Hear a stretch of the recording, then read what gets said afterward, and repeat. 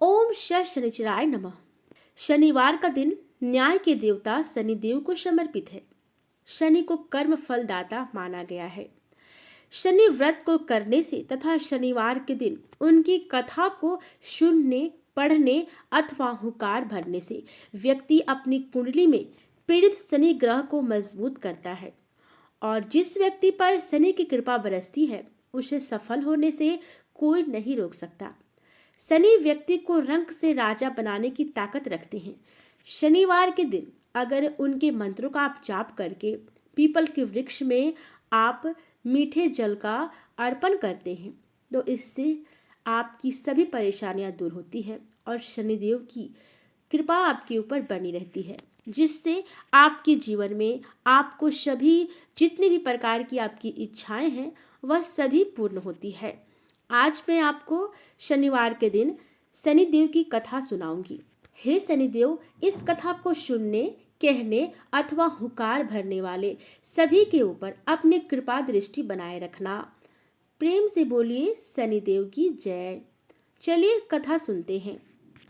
एक समय स्वर्गलोक में सबसे बड़ा कौन के प्रश्न पर 9 ग्रह में वाद विवाद हो गया। विवाद इतना बढ़ा कि परस्पर भयंकर युद्ध की स्थिति बन गई। निर्णय के लिए सभी देवता देवराज इंद्र के पास पहुंचे और बोले, हे देवराज, आपको निर्णय करना होगा कि हम में से सबसे बड़ा कौन है। देवताओं का प्रश्न सुनकर देवराज इंद्र उलझन में पड़ गए। इंद्र बोले, मैं इस प्रश्न का उत्तर देने में असमर्थ हूं। हम सभी पृथ्वी लोक में उज्जैनी नगर में राजा विक्रमादित्य के पास चलते हैं। देवराज इंद्र सहित सभी ग्रह देवता उज्जैनी नगर पहुंचे। महल में पहुंचकर जब देवताओं ने उनसे अपना प्रश्न पूछा तो राजा विक्रमादित्य भी कुछ देर के लिए परेशान हो उठे, क्योंकि सभी देवता अपनी अपनी शक्तियों के कारण महान थे। किसी को भी छोटा या बड़ा कह देने से उनके क्रोध के प्रकोप से भयंकर हानि पहुंच सकती थी।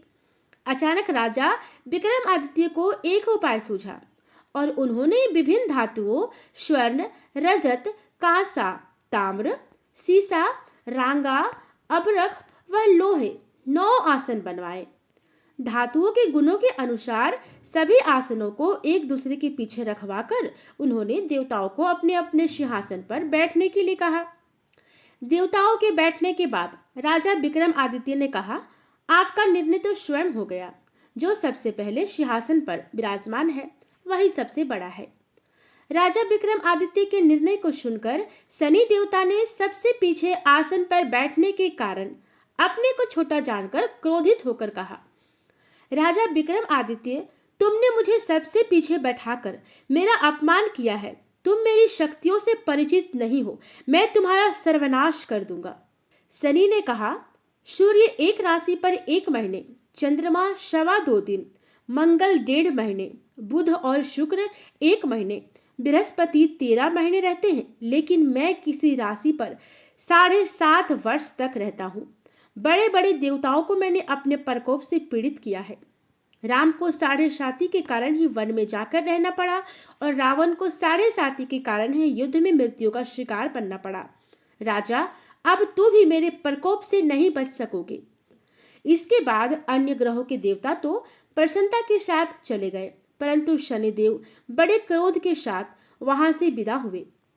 राजा विक्रमादित्य पहले की तरह ही न्याय करते रहे।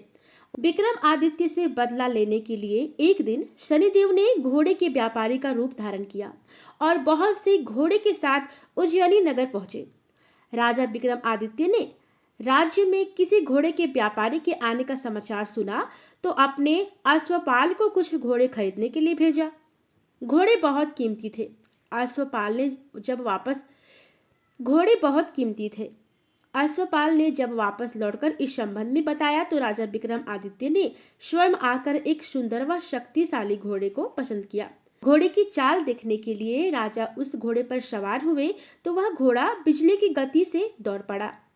तेजी से दौड़ता घोड़ा राजा को दूर एक जंगल में ले गया और फिर राजा को वहां गिराकर जंगल में कहीं गायब हो गया।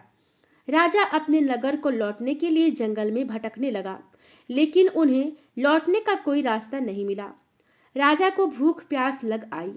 बहुत घूमने पर उसे एक चरवाहा मिला। राजा ने उससे पानी मांगा। पानी पीकर राजा ने उस चरवाहे को अपनी अंगूठी दे दी। फिर उससे रास्ता पूछकर वह जंगल से निकलकर पास के नगर में पहुंचा। राजा ने एक सेठ की दुकान पर बैठकर कुछ देर आराम किया। उस सेठ ने राजा से बातचीत की तो राजा ने उसे बताया कि मैं उज्जैनी नगर से आया हूँ। राजा के कुछ देर दुकान पर बैठने से सेठ जी की बहुत बिक्री हुई। सेठ ने राजा को बहुत भाग्यवान समझा और खुश होकर उसे अपने घर भोजन के लिए ले गया। सेठ के घर में सोने का एक हार खूंटी पर लटका हुआ था। राजा को उस कमरे में छोड़कर सेठ कुछ देर के लिए बाहर गया। तभी एक आश्चर्यजनक घटना घटी। राजा के देखते देखते सोने के उस हार को खूंटी निगल गई। सेठ ने कमरे में लौटकर हार को गायब देखा तो चोरी का संदेह राजा पर ही किया, क्योंकि उस कमरे में राजा ही अकेला बैठा था। सेठ ने अपने नौकरों से कहा कि इस परदेशी को रस्सियों से बांधकर नगर के राजा के पास ले चलो। राजा ने विक्रमादित्य से हार के बारे में पूछा तो उसने बताया कि उसके देखते ही देखते खूंटी ने हार को निगल गया था। इस पर राजा ने क्रोधित होकर चोरी करने के अपराध में विक्रमादित्य के हाथ पांव काटने का आदेश दे दिया। राजा विक्रमादित्य के हाथ पांव काटकर उसे नगर की सड़क पर छोड़ दिया गया। कुछ दिन बाद एक तेली उसे उठाकर अपने घर ले गया और उसे अपने कोल्हू पर बैठा दिया। राजा आवाज देकर बैलों को हाँकता रहता। इस तरह तेली का बैल चलता रहा और राजा को भोजन मिलता रहा। शनि के प्रकोप की 7.5 पूरी होने पर वर्षा ऋतु प्रारंभ हुई। राजा विक्रमादित्य एक रात मेघमल्हार गा रहा था कि तभी नगर के राजा की लड़की राजकुमारी मोहिनी रथ पर सवार उस तेली के घर के पास से गुजरी। उसने मेघमल्हार सुना तो उसे बहुत अच्छा लगा और दासी को भेजकर गाने वाले को बुला लाने को कहा। दासी ने लौटकर राजकुमारी को अपंग राजा के बारे में सब कुछ बता दिया। राजकुमारी उसकी मेघमल्हार से बहुत मोहित हुई, अतः उसने सब कुछ जानकर भी अपंग राजा से विवाह करने का निश्चय कर लिया। राजकुमारी ने अपने माता पिता से जब यह बात कही तो वे हैरान रह गए। रानी ने मोहिनी को समझाया, बेटी तेरे भाग्य में तो किसी राजा की रानी होना लिखा है, फिर तो उस अपंग से विवाह करके अपने पांव पर कुल्हाड़ी क्यों मार रही है। राजकुमारी ने अपनी जिद नहीं छोड़ी। अपनी जिद पूरी कराने के लिए उसने भोजन करना छोड़ दिया और प्राण त्याग देने का निश्चय कर लिया। आखिर राजा रानी को विवश होकर अपंग विक्रमादित्य से राजकुमारी का विवाह करना पड़ा। विवाह के बाद राजा विक्रमादित्य और राजकुमारी तेली के घर में रहने लगे। उसी रात स्वप्न में शनिदेव ने राजा से कहा, राजा तुमने मेरा प्रकोप देख लिया, मैंने तुम्हें अपने अपमान का दंड दिया है। राजा ने शनिदेव से क्षमा करने को कहा और प्रार्थना की, हे शनिदेव, आपने जितना दुख मुझे दिया है अन्य किसी को ना देना। शनिदेव ने कुछ सोचकर कहा, राजा मैं तुम्हारी प्रार्थना स्वीकार करता हूँ। जो कोई स्त्री पुरुष मेरी पूजा करेगा, शनिवार को व्रत करके मेरी व्रत कथा सुनेगा, उस पर मेरी अनुकंपा बनी रहेगी। प्रातःकाल राजा विक्रमादित्य की नींद खुली तो अपने हाथ पांव देखकर राजा को बहुत खुशी हुई। उसने मन ही मन शनिदेव को प्रणाम किया। राजकुमारी भी राजा के हाथ पांव सही सलामत देखकर आश्चर्य में डूब गई। तब राजा विक्रमादित्य ने अपना परिचय देते हुए शनिदेव के प्रकोप की सारी कहानी सुनाई। सेठ को जब इस बात का पता चला तो दौड़ता हुआ तेली के घर पहुंचा और राजा के चरणों में गिरकर क्षमा मांगने लगा। राजा ने उसे क्षमा कर दिया, क्योंकि यह सब तो शनिदेव के प्रकोप के कारण हुआ था। सेठ राजा को अपने घर ले गया और उसे भोजन कराया। भोजन करते समय वहां एक आश्चर्यजनक घटना घटी। सबके देखते देखते उस खूंटी ने हार उगल दिया। सेठ जी ने अपनी बेटी का विवाह भी राजा के साथ कर दिया और बहुत से स्वर्ण आभूषण धन आदि देकर राजा को विदा किया।